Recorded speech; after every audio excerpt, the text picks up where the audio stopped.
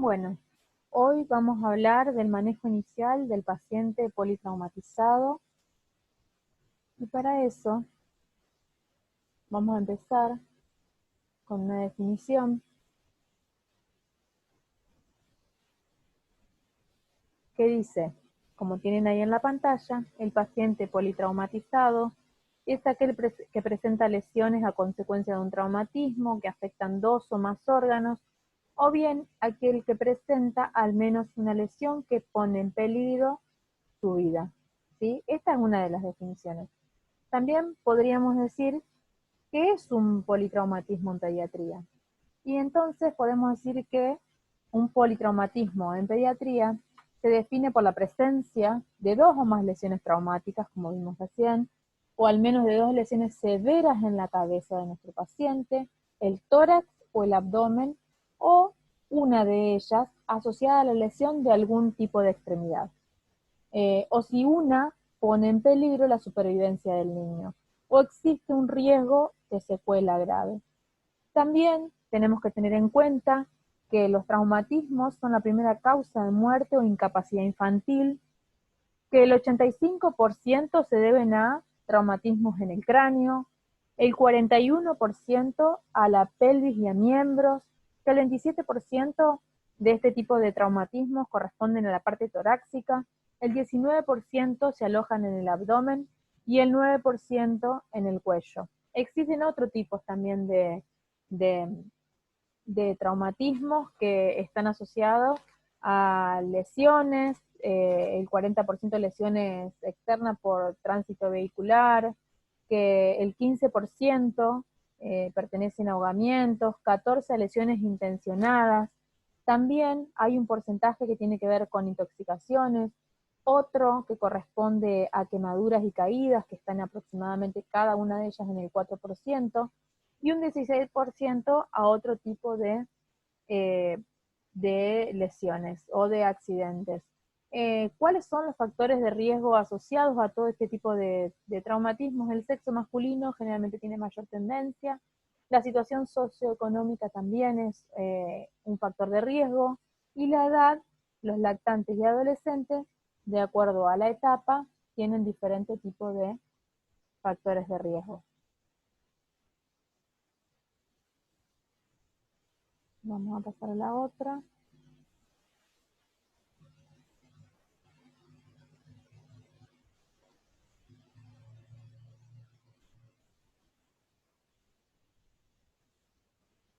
Ahí está. El trauma, para atender el trauma en pediatría, tenemos que hablar de ejes de trabajo. Esos ejes de trabajo tienen que estar bien sistematizados.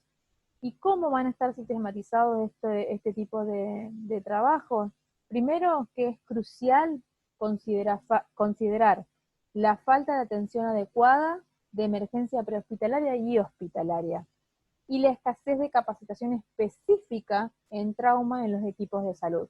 Por eso, estos ejes de trabajo que tienen como tres pilares, uno tiene que ver con la prevención de aquellos accidentes que se pueden, o lesiones que se puedan prevenir en el hogar, o en diferentes espacios donde realmente podamos hacer una educación y prevención, la sistematización de la atención inicial del paciente que tiene que ser la adecuada, por eso hoy les mencionaba la capacitación específica de los equipos de salud en trauma, y los cuidados intrahospitalarios. Si yo no tengo una atención adecuada, el tiempo que tienen estos pacientes para la resolución de los diferentes tipos de lesiones que pueden presentar puede poner severamente en riesgo su vida.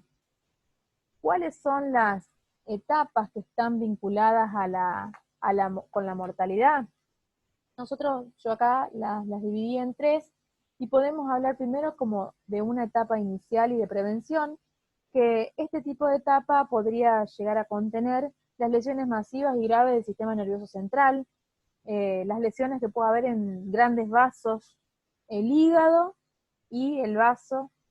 Luego podemos dividirlo en una etapa intermedia y un sistema de atención integral al politraumatismo, y en estas podemos hablar específicamente de aquellas lesiones que tienen que ver con hematomas sudorales, hemo o neumotórax, ruptura de algunas vísceras sólidas, fractura de pelvis, donde si hubiera algún tipo de lesiones como esta, la volemia del paciente lo que pierde,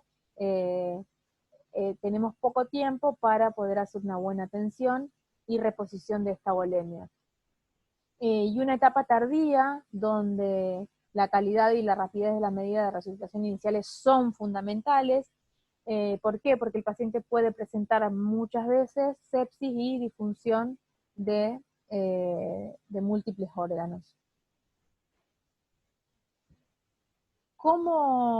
¿Cuáles serían los objetivos de la atención inicial? Primero, realizar una evaluación global del paciente, un diagnóstico y tratamiento de aquellas lesiones que podamos observar, incluso no, específicamente de las lesiones que presentan riesgo inminente de muerte de nuestro paciente. Por eso, la atención tiene que ser de forma rápida, progresiva y eficiente. Por eso vamos a hacer una exploración rápida y ordenada, no mayor a 10 minutos, e identificar y tratar las lesiones de riesgo inminente de muerte que puede llegar a presentar nuestro paciente. El reconocimiento primario va a incluir la valoración del triángulo de la evaluación pediátrica y la evaluación de la ABCDE del paciente. ¿Qué es lo que debemos asegurar? Debemos mantener y asegurar a nuestro paciente la temperatura, la volemia y, por supuesto, la oxigenación. En nuestra atención inicial vamos a realizar esta exploración rápida, luego vamos a hacer un segundo examen físico, posterior a eso vamos a hacer una categorización y triage de lo que está sucediendo y qué paciente tenemos, cómo vamos a hacer la transferencia de paciente y cuánto tiempo tenemos para poder hacerla, reevaluar continuamente el estado del paciente hasta tener los cuidados definitivos donde se ha trasladado el paciente o si no llegó a nuestro sector, de qué manera podemos hacerlo de la manera más adecuada. Acá van a ver que la evaluación, tenemos el A, B, C, D, E, dentro de lo que es la valoración primaria, y tenemos lo que se llama la hora dorada, es un tiempo crítico en el que la detección y el control o tratamiento de las urgencias vitales pueden suponer la diferencia entre la vida y la muerte del paciente. Entonces se tiene que realizar en menos de 30 segundos y reevaluar cómo vamos a actuar y qué es lo que vamos a hacer con el paciente. A cada evaluación que nosotros hacemos debe seguir una acción. Cada conducta que se toma debe seguir con una reevaluación de esa conducta tomada y luego seguir con un protocolo. Nosotros tenemos que realizar una evaluación y estabilización inicial del paciente. ¿Cómo vamos a empezar? Lo primero que tenemos que ver dentro de este A que veníamos viendo es la vía aérea y el control de la columna cervical del paciente. Asegurar que la vía aérea se encuentre permeable, proteger la vía aérea si es que se encuentra comprometida, o proveer, una vía aérea adecuada o instrumentación de una vía aérea si es que no la puede sostener por sí solo el paciente. Pero para esto, primero, ¿qué es lo que vamos a controlar? ¿Cómo está el paciente? La posición, si ustedes ven acá, nuestro paciente en la postura está haciendo una obstrucción de la vía aérea, entonces con un pequeño resalto se hace una permeabilización de la vía aérea, entonces podría ventilar mucho mejor. Aquí está con una estabilización con el collarín cervical, ¿sí? Y aquí cuando ya el niño no puede sostener la vía aérea, entonces necesita sí o sí un soporte a través de una ventilación, bolsa, válvula, máscara.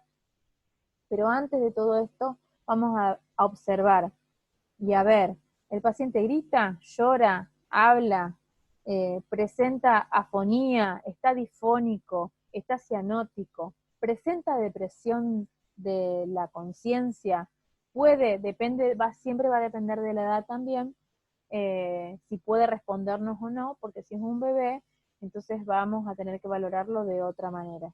Pero siempre tener en cuenta qué es lo que incluye la evaluación de la vía aérea del paciente, ver si está despejada, si la puede sostener, si es una vía aérea que es sostenible, aplicar estas maniobras para abrir la vía aérea, incluso colocar dispositivos de tipo oral o nasal, siempre que el paciente sostenga la vía aérea, y estos dispositivos orales o nasales solo si el paciente se encuentra inconsciente.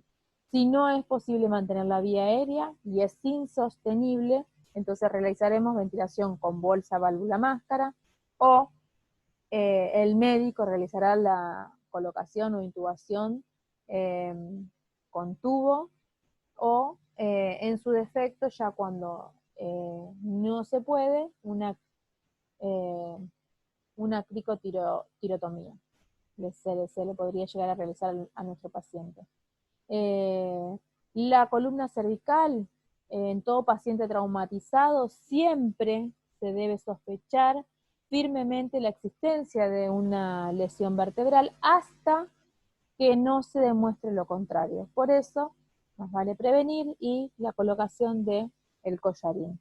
Esta afirmación es válida, además, si hay traumatismo por encima de la línea clavicular, traumatismo craneofacial y o si el paciente se encuentra inconsciente. Recordar además que el paciente tiene 8 tipos de movimientos diferentes de la columna y que con el collar cervical solo se limita a la flexoextensión y nada más. Dentro de lo que son las maniobras avanzadas del manejo de la vía aérea, vuelvo a repetir, intubación endotraqueal, que corresponde al médico, la cricotiroidotomía, también que corresponde al médico, la traqueotomía de urgencia. Y algo para destacar es que la intubación endotraqueal va a depender mucho del entrenamiento que tenga el operador, la aptitud y la duración del traslado. Siempre hay que tener en cuenta eso. Estos son los diferentes dispositivos. Fíjense que acá tienen las cánulas de Mayo, que son para los pediátricos. Recordar que nunca la vamos a colocar si nuestro paciente está despierto. ¿Por qué? Porque podemos provocar el reflejo nauseoso, vomitar y que nuestro paciente se aspire. Estas son cánulas supraglóticos, dispositivos supraglóticos, ¿sí? Son cánulas laríngeas. Y estos son las bolsas de resucitación manual, bolsa, válvula, máscara o mal llamados ambú. Y estos son los diferentes tipos de máscaras para adaptar a los dispositivos. Dentro del B, ¿qué es lo que tenemos?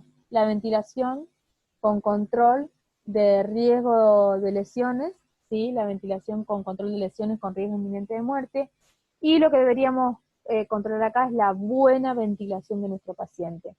¿Qué es lo que vamos a ver? ¿Cuál es la gravedad funcional que presenta?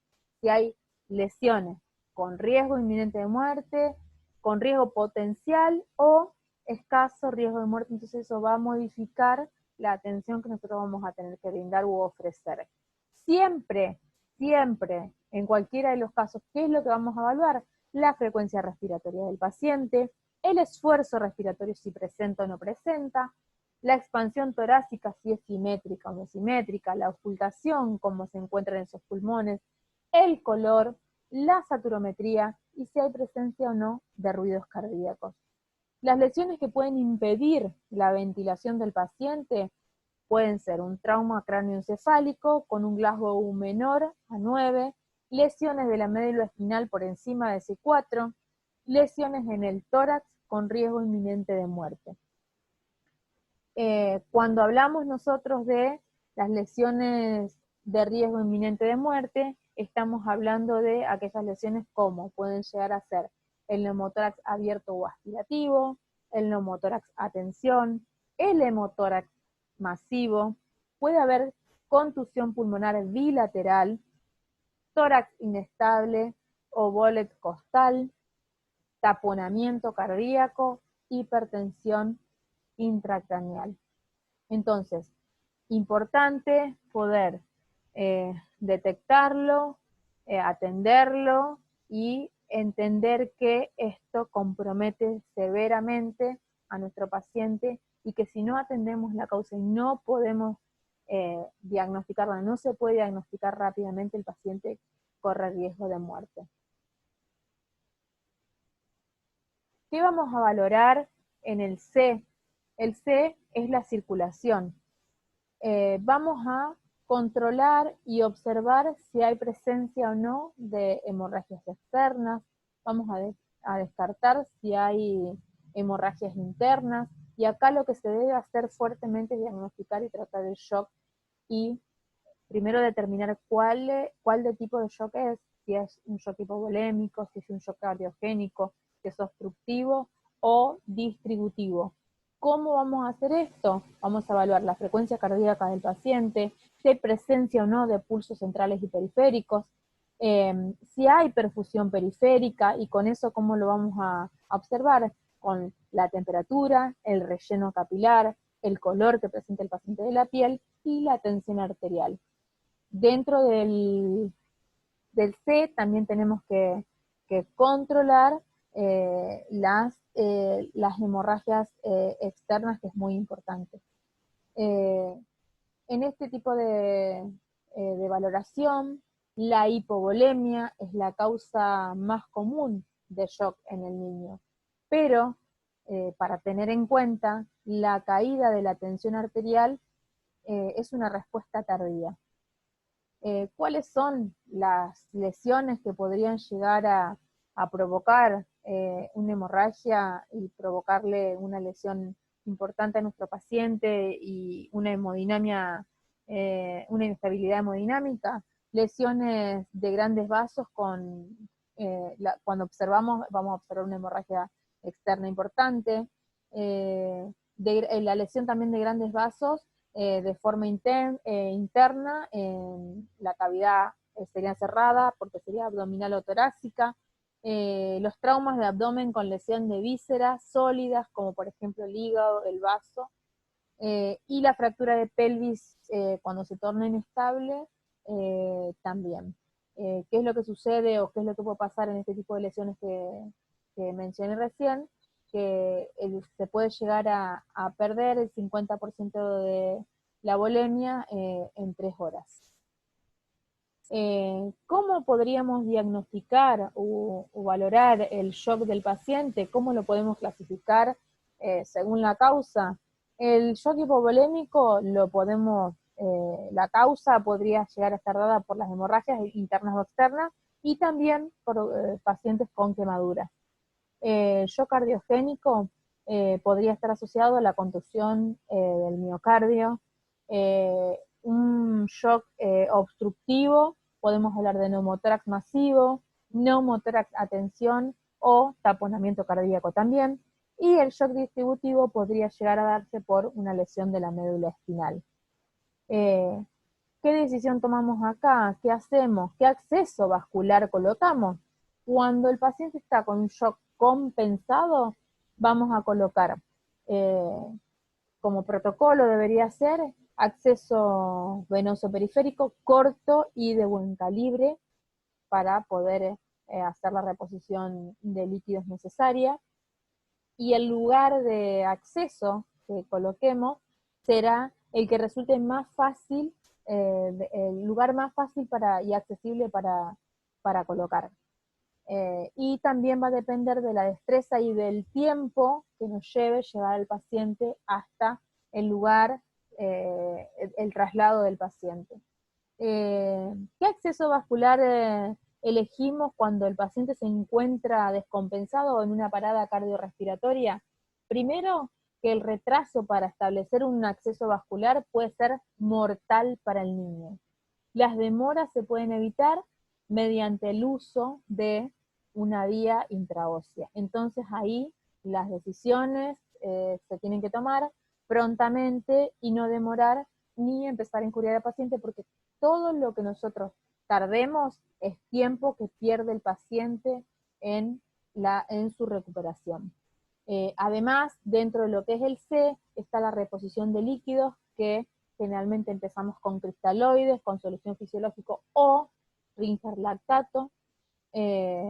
Sí existe la posibilidad, porque a lo mejor nos toca hacer un traslado, si el paciente pierde sangre, se tiene que reponer sangre hasta la posterior cirugía o la resolución de la causa que provoca la hemorragia de nuestro paciente.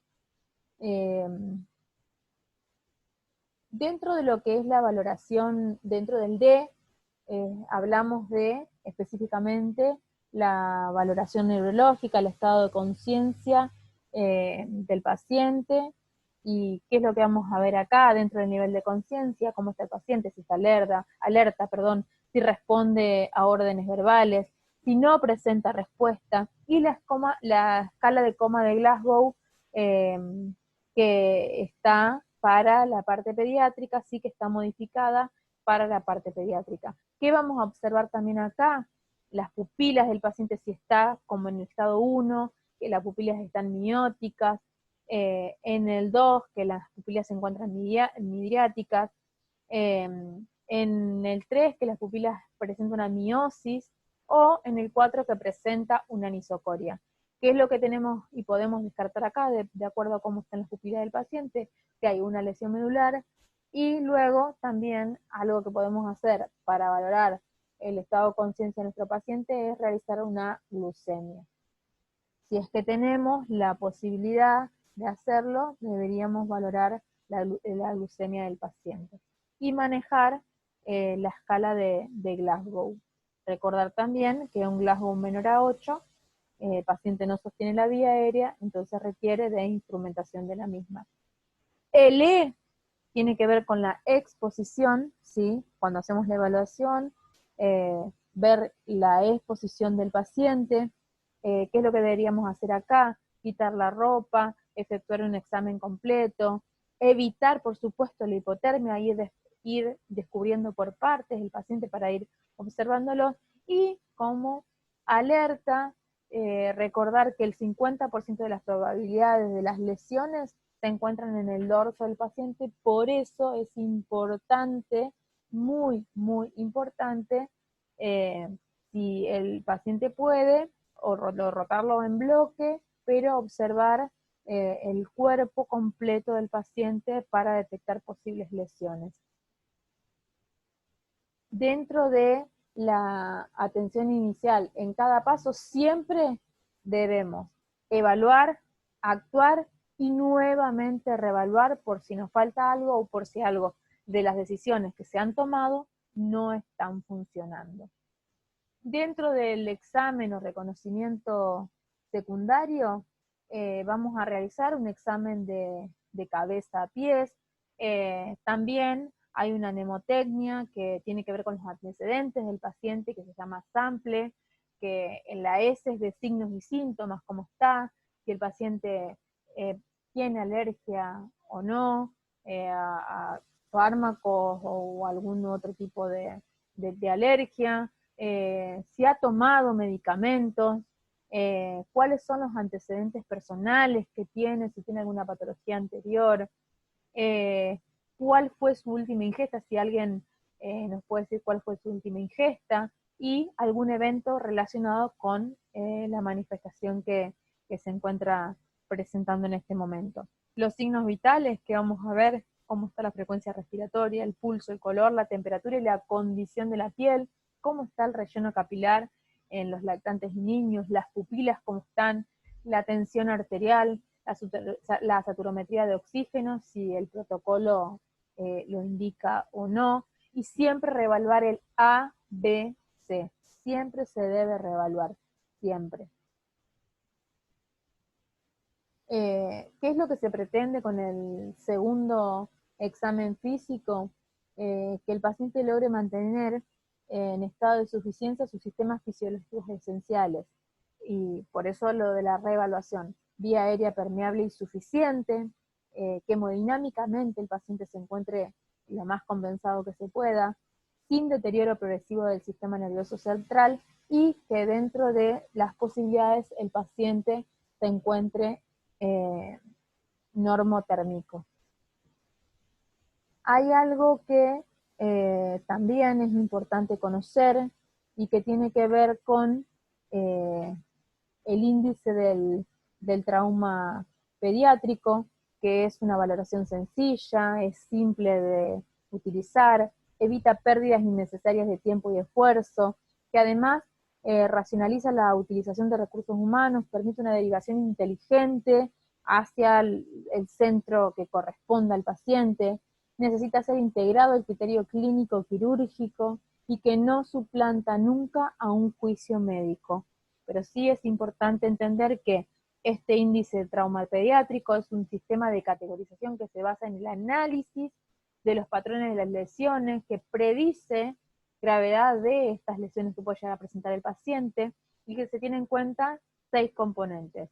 El primero es el peso del paciente, que a menor peso, fíjense que puede llegar a incidir bastante en este índice y en la gravedad, la vía aérea, cómo se encuentra, la presión sistólica, cómo está el estado neurológico del paciente, si hay presencia de heridas y qué tipo de heridas tiene, y si hay algún tipo de fractura, trauma esquelético, dice ahí cómo está, y que es muy importante entender que, de acuerdo a la valoración que hagamos, y de acuerdo al peso que tenga el paciente, cómo estén estos componentes, estos 6 componentes, vamos a obtener, como dice ahí, que entre 9 y 12 traumatismos leves, debe utilizarse las directrices locales o protocolos, que 8 potencialmente, si tenemos un paciente con Glasgow, por ejemplo, 8, las lesiones pueden ser el índice de trauma pediátrico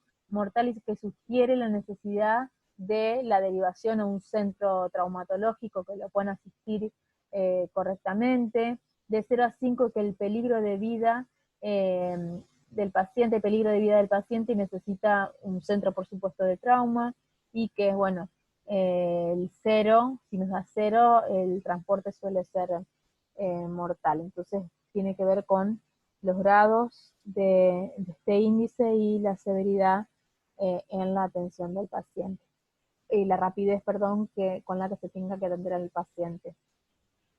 Cuando hablamos de transferencia, ¿de qué hablamos específicamente? De la derivación del paciente. ¿Y por qué ponemos esta imagen? Porque muchas veces acá hay algo que tiene que ver con los principales errores que se pueden llegar a cometer en el traslado, y acá hay algo que es muy importante y fundamental, que tiene que ver con la comunicación. Si la comunicación efectiva, el centro de transferencia, no es adecuada, se pueden interpretar o entender cosas que no son las que nosotros necesitábamos o con la urgencia que las necesitábamos. Entonces, ¿cómo debe ser la transferencia del paciente? Así sea intrahospitalaria, consensuada, el servicio o el efector debe estar avisado, y debemos los dos, el que deriva y el que recibe, debe estar avisado, por eso debe ser una derivación consensuada, que el transporte en el que realizamos esta transferencia debe ser eficiente, la recepción en el lugar adecuado a las necesidades del paciente, valorar antes de salir, sea del servicio de una sala a otra o de un lugar a otro, debe revalorar antes de salir, que el paciente debe estar como mínimo en el proceso de estabilización. No podemos trasladar a un paciente que esté hemodinámicamente inestable porque podría no tolerarlo, que debemos inmovilizar al paciente con todos los elementos que necesite, y más si son traslados que por ahí nos pueden llevar un tiempo determinado. ¿Y a qué me refiero con esto? Si necesita colocación de sondas, vías, ¿sí? Y todo lo que favorezca a el mejoramiento o a la estabilización del paciente. ¿Cuáles son los principales errores que se pueden cometer en un traslado? La no intubación, del paciente, aunque si el médico que realiza no es experimentado con ventilación bolsa, válvula, máscara, y haciendo una buena permeabilización de la vía aérea, dependiendo también del tiempo del traslado, podría funcionar. No estabilizar al paciente antes de ser trasladado, Si nosotros trasladamos un paciente que está hemodinámicamente inestable, comprometemos aún más su vida. No valorar si hay presencia de neumotórax a tensión, porque el neumotórax a veces se presenta de forma tardía. No considerar las lesiones cerebrales secundarias. Si existen todo este tipo de potenciales, lo que nosotros deberíamos considerar es no trasladar al paciente si podemos tener la posibilidad de sostenerlo, contenerlo y asistirlo en otro lugar, evitando su traslado. Acá yo les traigo una imagen de la atención simultánea. Fíjense que nosotros yo les describí cómo debíamos hacer la valoración, el A, B, C, D, E, y que esto es de una atención vertical. ¿Qué es lo que se propone actualmente? Que si somos 2 o 3 operadores o estamos en un servicio, que la atención sea de forma vertical y horizontal de manera simultánea en el paciente politraumatizado para acelerar el tratamiento y la respuesta sea oportuna para el paciente. Otra cosa que es importante, los 3 pilares fundamentales de la evaluación prehospitalaria, esto hablamos de prehospitalaria, antes del paciente llegar al hospital. Primero, saber qué es lo que sucedió con el paciente y cuál fue el mecanismo que provocó la lesión, la cinemática del trauma, básicamente. ¿Qué tiene el paciente? Siempre tenemos que saber qué tiene, qué tipo de lesión y las características del trauma, si hay una fractura abierta, expuesta, si hay un traumatismo cerrado, abdominal, de cráneo, qué tiene el paciente y cómo está, cuáles son las variables vitales, si está estable o inestable los signos vitales. ¿Esto que implica? Tiempo, que no podemos tomarnos todo el tiempo del mundo porque el paciente tiene un tiempo corto para que nosotros demos una respuesta, una pronta respuesta y que además sea oportuna. ¿Para qué? Para no comprometer más su vida, ¿sí? Con la toma de decisiones a lo mejor porque no tenemos una buena comunicación en el equipo, uno hace una cosa, otro hace otra cosa, y en realidad lo que estamos haciendo muchas veces es perder el tiempo. Como para que tengan en cuenta qué tipo de pacientes deberían ser ingresados a una UCI pediátrica. Aquellos pacientes que no sostienen la vía aérea, que presentan insuficiencia respiratoria y inestabilidad hemodinámica, aquellos también que la alteración del estado de conciencia o deterioro neurológico es progresivo, que hay presencia de hemorragias importantes, internas o externas, o pacientes con grandes heridas también deberían ingresar a las UTI pediátricas. Si nosotros hacemos acá un análisis de cuál es la diferencia entre el politrauma en adulto y el pediátrico, siempre les digo lo mismo, que el paciente pediátrico no es una versión pequeña del adulto, que el paciente pediátrico tiene otras características que tienen que ver con las lesiones craneales, que son más frecuentes por el tamaño relativo que tiene de la cabeza, que los órganos abdominales están más expuestos al daño por traumatismo, que la lesión medular en los pacientes es poco frecuente, sí, que puede existir lesión ósea sin alteración en las radiografías, que hay más riesgos de obstrucción de la vía aérea del paciente por la anatomía, porque anatómicamente es más pequeña y puede producir riesgo de obstrucción, que hay más riesgo de hipotermia porque tiene mayor superficie corporal relativa al peso del paciente, ¿sí? Entonces estas son como las grandes diferencias que existen entre el adulto y el niño.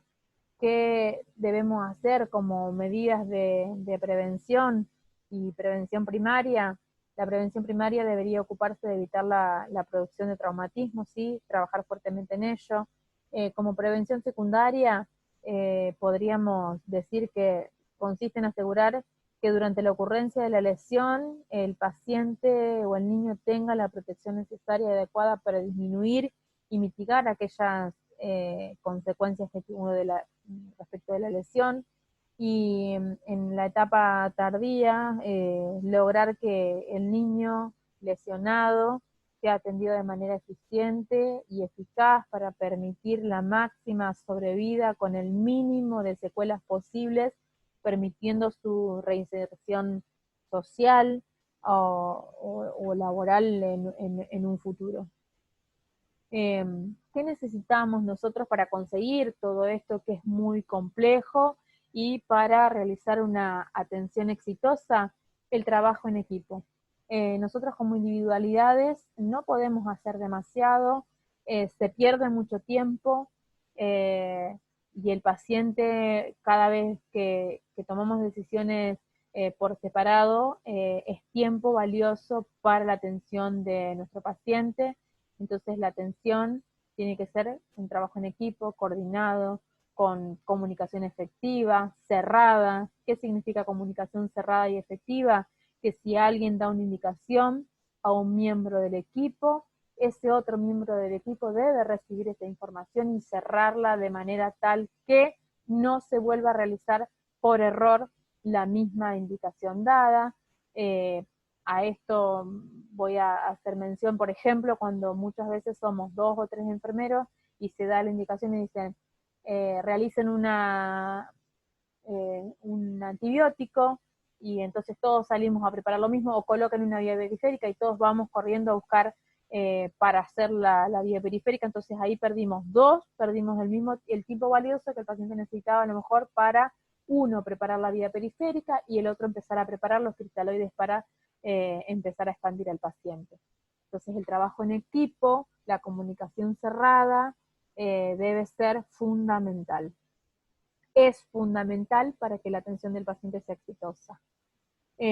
Vamos a recordar, la atención inicial tiene etapas y cuenta con la evaluación, el tratamiento inicial, un segundo examen físico, porque siempre recordar que hay que reevaluar, siempre reevaluar, observar, siempre evaluar, reobservar. El triage y poder categorizar al paciente, decir, si tenemos un accidente múltiple, poder categorizarlo y decir, bueno, cuál es el paciente que va primero, cuál es el paciente que va después, en qué orden. La transferencia del paciente debe ser adecuada, recordemos que tiene que ser con un paciente que esté relativamente compensado hemodinámicamente, porque si no lo podríamos empeorar, reevaluar y luego llegar a los cuidados definitivos hospitalarios, es decir, al efector al que nosotros estemos realizando la derivación, o si es intrahospitalario, de una sala, por ejemplo, de shock room, a la sala de cuidados intensivos, donde el paciente tendrá su estadía hasta resolver los problemas que él tenga. Hasta aquí sobre politraumatismo. Gracias por estar, por escuchar, y nos vemos en la próxima reunión.